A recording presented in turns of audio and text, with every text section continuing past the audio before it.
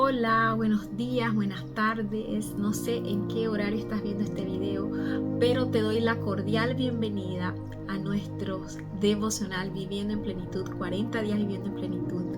Hoy estamos en nuestro día 15 y ya sea que es tu primera vez estando aquí o ya estás en este camino desde el día 1, te quiero dar la cordial bienvenida y felicitarte si es el caso que estás aquí ya desde el día 1 por ese deseo de transformar tu vida y realmente ver qué es lo que necesitas ver en tu vida para que tu vida pueda ser cada vez más plena, más feliz, más próspera, más abundante, de la forma que mereces vivir y que Dios, nuestro Dios, nos estableció para cada uno de nosotros.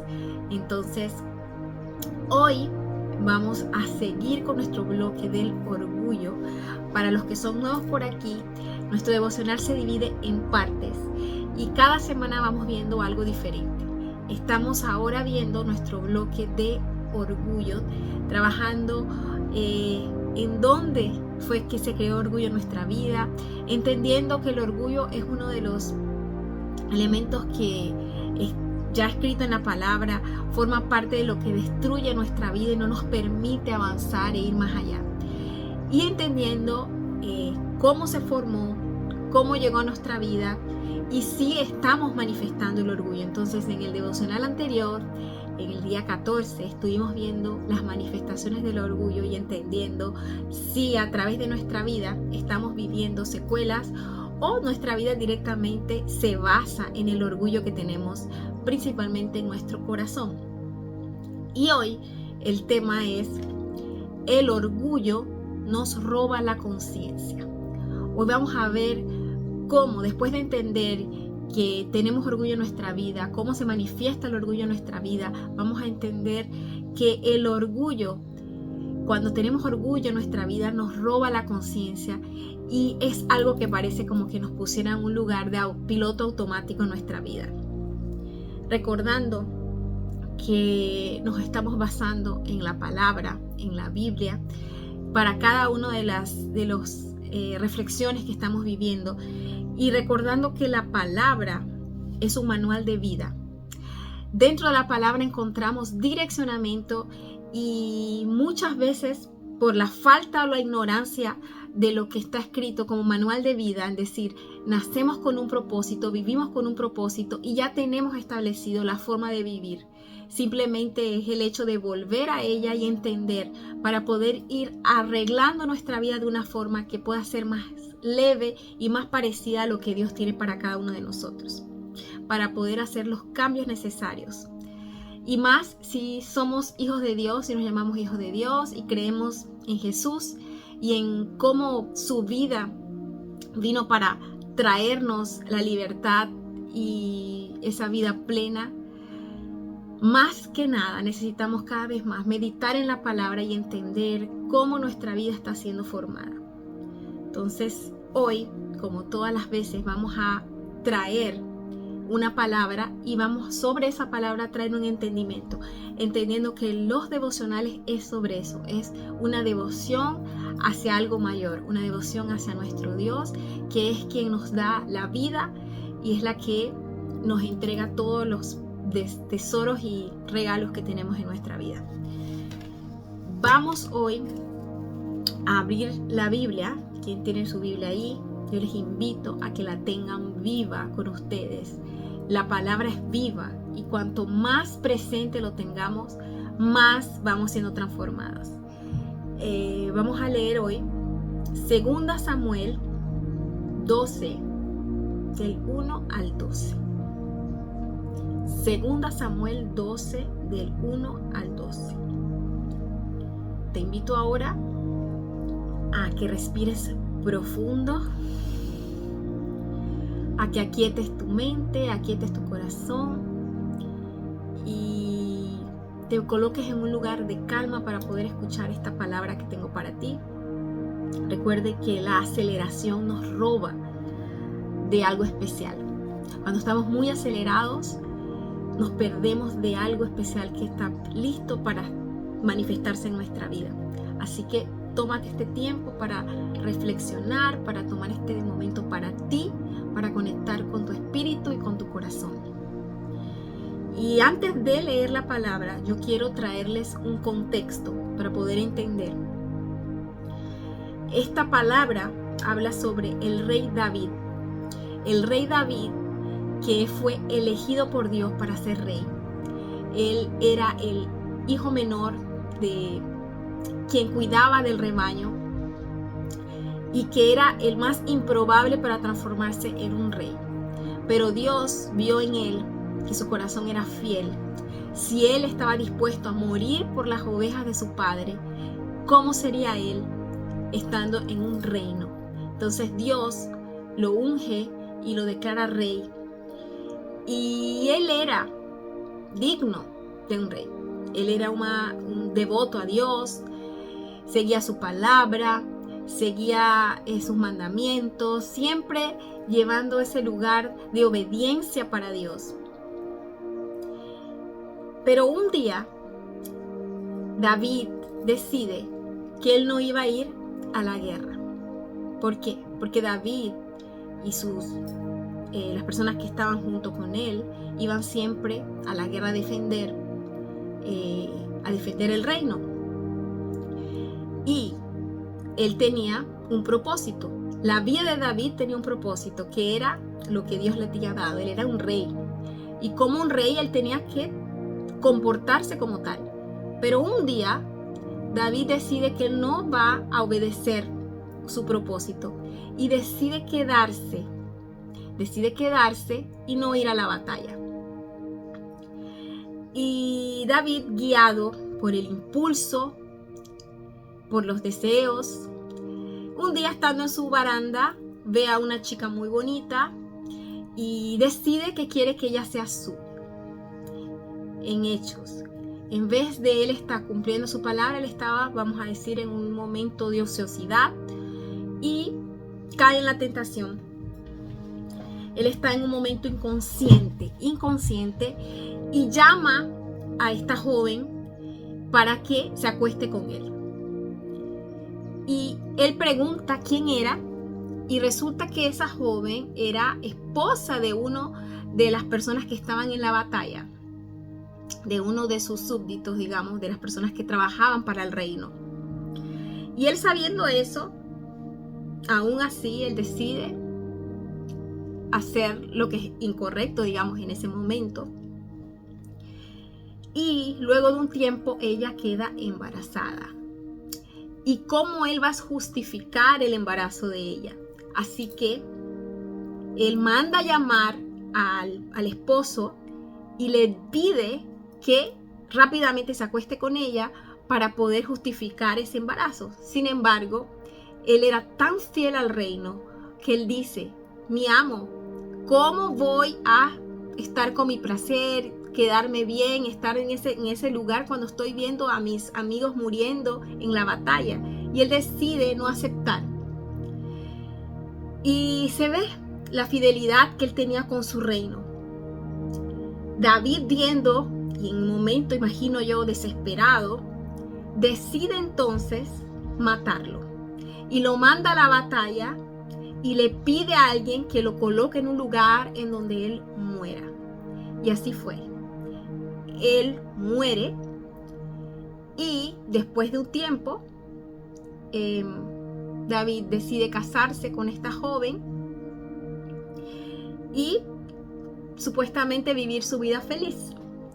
Y es ahí cuando un día llega un profeta para hablar con David. Y es ahí donde nosotros vamos a leer 2 Samuel 12 del 1 al 12. Busquen su Biblia, lo voy a abrir aquí. 2 Samuel. Inicia diciendo: Natán reprende a David. Natán era el profeta que Dios envió para hablar con David. Y él le dice estas palabras: el Señor envió a Natán para que hablara con David. Y cuando se presentó ante David, dijo: 2 hombres vivían en un pueblo. El uno era rico y otro era pobre. El rico tenía muchísimas ovejas y vacas. En cambio, el pobre no tenía más que una sola ovejita que él mismo había comprado y criado. La ovejita creció con él y con sus hijos. Comía de su plato, bebía de su vaso y dormía en su regazo. Era para ese hombre como su propia hija. Pero sucedió que un viajero llegó de visita a casa del hombre rico, y como éste no quería matar ninguna de sus propias ovejas o vacas para darle de comer al huésped, le quitó al hombre pobre su única ovejita. Tan grande fue el enojo de David contra aquel hombre que respondió a Natán: tan cierto como el Señor vive, quien hizo esto merece la muerte. ¿Cómo pudo hacer algo tan ruin? Ahora pagará 4 veces el valor de la oveja. Entonces Natán dijo: tú eres ese hombre. Así dice el Señor Dios de Israel: yo te ungí como rey sobre Israel y te libré de la mano de Saúl. Te di el palacio de tu amo y puse sus mujeres en tus brazos. También te permití gobernar a Israel y a Judá. Y por si esto hubiese sido poco, te habría dado mucho más. Dios hace el énfasis: te habría dado mucho más. ¿Por qué entonces despreciaste la palabra del Señor haciendo lo que le desagrada? Asesinaste a Urías, el hitita, para apoderarte de su esposa. Lo mataste con la espada de los amonitas, y por eso la espada jamás se apartará de tu familia, pues me despreciaste al tomar la esposa de Urías, el hitita, para hacerla tu mujer. Y ahí Dios sigue con la reprensión y le dice: pues bien, dice el Señor, yo haré que el desastre que mereces surja de tu propia familia, y ante tus propios ojos tomaré a tus mujeres y se las daré a otros. Lo que tú hiciste a escondidas, yo lo haré a plena vista en todo Israel. Natán era un profeta que venía con una palabra de Dios para David. Y podemos ver claramente que hasta el momento que Natán le dice: ese eres tú, David estaba ciego.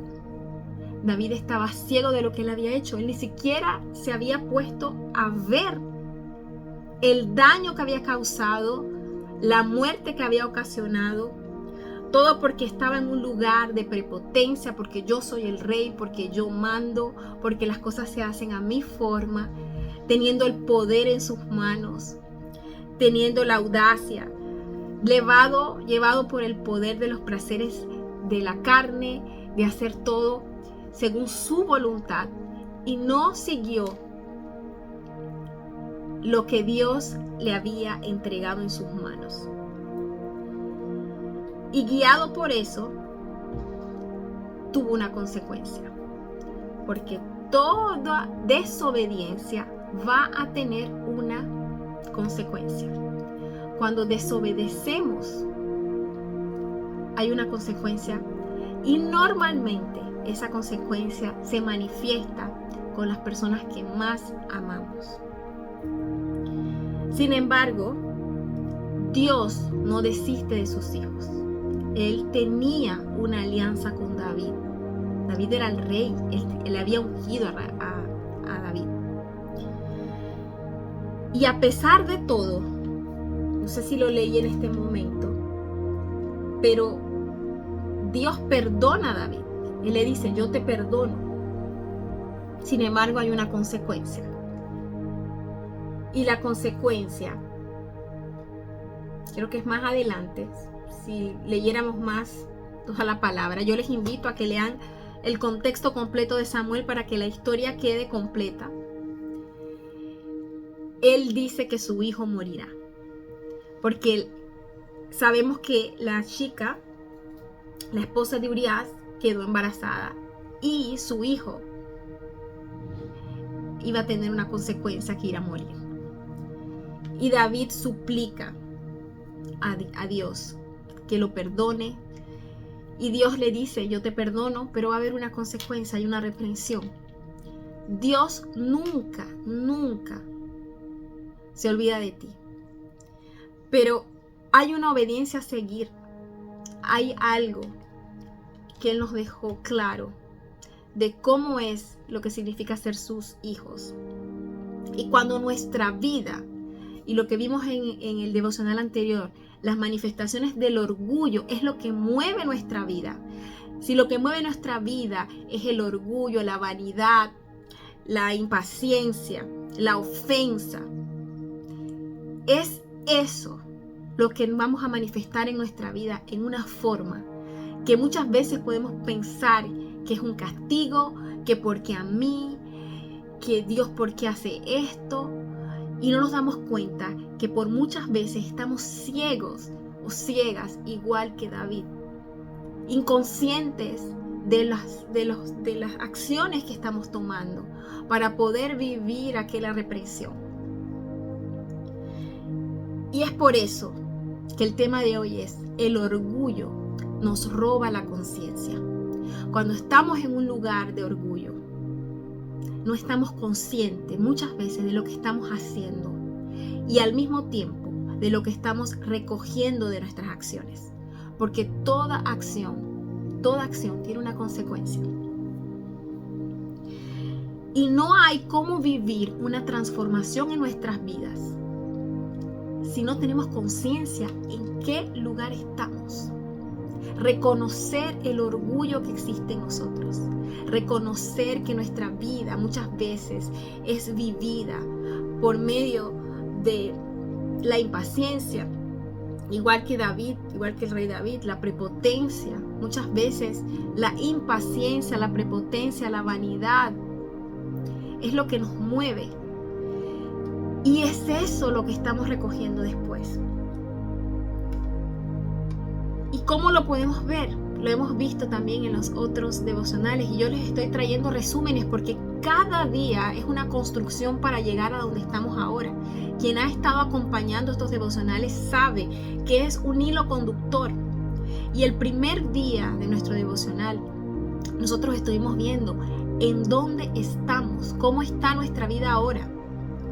Y es ahí en donde vamos a ver realmente cuáles son las siembras que hemos hecho.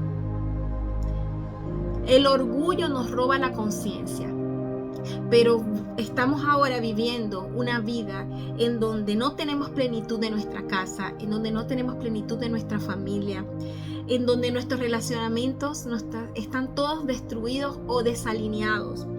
¿Cómo está tu casa? ¿Cómo está tu relación con tus hijos? ¿Cómo está tu relación con tu esposo? ¿Cómo está tu salud? Todo eso es manifestación de ese orgullo que está dentro de nosotros. Y lo primero es reconocer que existe orgullo en nosotros. Tomar conciencia de las acciones que estamos tomando. Y cuando estamos en ese lugar, tú puedes ver en dónde estás y qué es lo que estás destruyendo en tu vida. Porque recuerden que necesitamos tener la autorresponsabilidad para aceptar que todo lo que vivimos en nuestra vida es nuestra propia responsabilidad de asumirlo. El querer decir que el otro, que me hicieron, es colocarnos en un lugar de víctima. Y aquí lo que queremos es colocarnos en un lugar de protagonismo y entender que podemos transformarnos. Pero lo primero es entender que en dónde estamos y que estamos viviendo las consecuencias de nuestros propios actos. Las consecuencias de vivir con orgullo en el corazón. ¿Qué es lo que el orgullo ha robado de ti? ¿Qué es lo que la vida te está pidiendo y que no has podido tomar acción hasta ahora? Esa decisión, ese comportamiento. ese perdón. Recuerda que nada queda escondido. Hay consecuencias de nuestros actos. Y si tu vida ahora no está siendo una vida, como llámese aquí, viviendo en ese lugar de plenitud, revisa qué es lo que has hecho para, digamos, merecerlo. Hay un dicho de un gran coach que yo sigo acá, que es uno de mis mentores, que dice: cada uno vive la vida que merece.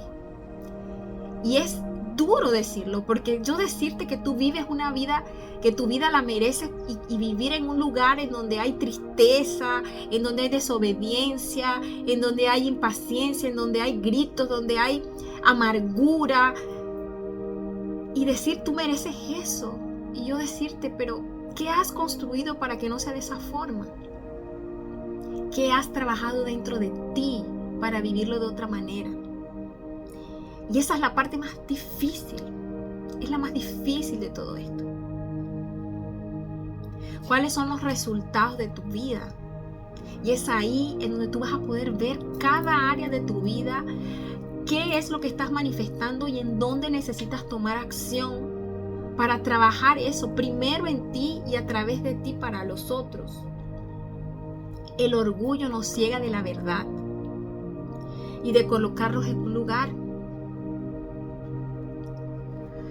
Y muchas veces pasa. ¿Sabes ese curso? ¿Sabes ese taller? Eso no es para mí. Eso es para mi amiga. Es porque ella es la que está así. Yo no. Quiero mandar a mi mamá a hacer esto. Quiero mandar a mi familia a hacer esto. Es que no soy yo, es que es mi hermana. Ella es la que tiene que trabajarse. Yo no tengo nada que hacer. Eso no es conmigo. Yo hago todo bien. Y no nos colocamos en un lugar de responsabilidad de cada situación que ocurre en nuestra vida. Ese es el primer paso. Por eso estamos trabajando todos estos temas del orgullo, porque primero necesitamos reconocer que existe orgullo en nosotros, que estamos manifestándolo y que tiene una consecuencia. Y que principalmente el orgullo nos ciega de ver la verdad. Y que cuando ocurre algo en nuestra vida y estamos viviendo una situación que no es agradable, que nos lleva a un lugar que no es felicidad, entender que eso lo hemos ocasionado nosotros mismos y que se puede revertir. Y yo te quiero preguntar, ¿quién es esa mujer que se ha convertido? ¿Quién eres? ¿Qué es lo que está guiando tu vida? Y te has acostumbrado tanto a vivir de esa forma, porque estás ciega, no te das cuenta que el orgullo es lo que está condicionando tu vida, y llegó el momento de abrir los ojos. Y cuando David pierde a su hijo, él estuvo días orándole al Señor, haciendo todo lo que en sus manos estaba para clamarle a Dios que lo perdonara, y así, de esa forma, su hijo muere. Y él se levanta y él decide hacer algo diferente. Y David decide comenzar a orar más por el Dios, a colocarse en un lugar de obediencia con él, entendiendo que tuvo consecuencias sus acciones. Y fue ahí que nacieron los grandes salmos. Yo te invito a que en tus momentos a solas busques los salmos. La mayoría de ellos fueron escritos por el rey David. Busca en tu Biblia los salmos. Lee los salmos. Haz como si fuera una oración. Clámale a Dios. Pídele que te dé sabiduría, que te dé entendimiento en los lugares que necesitas transformar. Pídele a Él. Clámale. Confía. ¿Cuáles son las áreas que necesitan más atención en tu vida? El día 1 vimos esas áreas. ¿Las viste? ¿Qué lugares de tu vida necesitas? ¿Es tu familia? ¿Son tus hijos? ¿Son tus finanzas? ¿Qué áreas de tu vida necesitas prestar atención? Y comienza un momento de transformación en esa área de tu vida. No te quedes pensando que la vida es así, que no tienes nada que hacer. No. Porque yo te quiero decir hoy, hay esperanza. Si de verdad tú quieres que tu vida sea transformada, llegó la hora de tomar acción. Hay esperanza, y nuestra esperanza está en Jesús. Jesús vino y murió por nosotros para llevarse todo lo que nos desconectaba de estar directamente con nuestro Dios.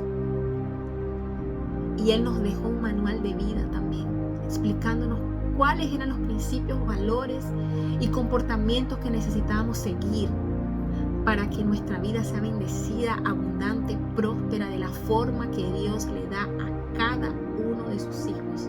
Al igual que le entregó a David, al rey David, a Salomón, a Moisés, a toda la descendencia. Nosotros tuvimos la oportunidad de accesar a eso.